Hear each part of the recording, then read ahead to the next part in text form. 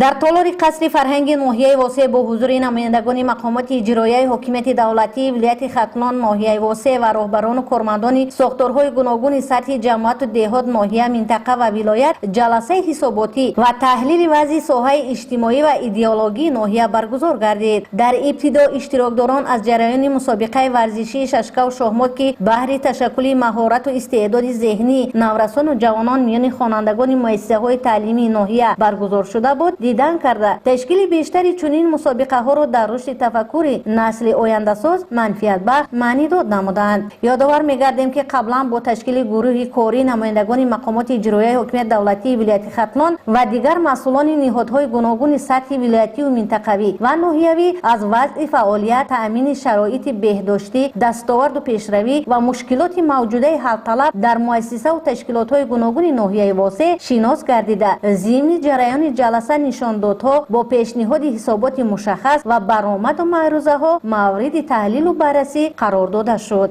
در ادامه فعالیت ساختارهای گوناگون از جمله معارف و تندرستی، فرهنگ، بخش دین، تنظیم جشن و مراسم، بخش کار با زنان و عائله، جوانان و ورزش و دیگر ساحه‌ها در دوره 3 ماهه اول سال جاری نتیجه گیری کرده شد. مقصد برگزاری جلسه معین نمودن نشاندادها با مقایسه دوره فعالیت سالهای قبلی با نظرداشت باز هم بهتر و خوبتر نمودن شرایط و امکانیت‌ها و افزون ساختن دستاوردها در ساحه‌های حیاتاً مهم خواجگی خلق ارزیابی گردید. تاکید شد که در سیاست دولتداری جمهوری تاجیکستان به ساحه اجتماعیات و ایدئولوژی افضلیت داده شده بهر پیشرفت و تشکل یابی ساحه‌ها از جانب حکومت مملکت تمام شرایط و امکانیت‌های ضروری فراهم گردیده توجه و دستگیری‌ها در این سمت افزاینده معنی داد کرده شد. ضمن جریان جلسه وابسته به فراهم ساختن شرایط معاصر تحصیل در مؤسسه‌های تعلیمی، فرا گرفتن شماره بیشتری نورسان جوانان و اهل جامعه به آزمون‌های جمهوریوی، بهتر نمایی وضع خدمت‌رسانی طبی در مؤسسه‌های تندرستی، رشد بخشیدن ساحه فرهنگ، احیا و معرفی و گسترش آیین‌های باستانی از جمله حفظ عنعنه‌های لباسپوشی ملی و استفاده ثمره‌بخش امکانیت‌های موجوده در این سمت، تشکل دادن فعالناکی جوانان، جلب بیشتر آنها در مسابقه‌های ورزشی و آزمون و المپیادهای فنی و تقویت ملکه زباندانی آنها، رعایت قانون جمهوری تاجیکستان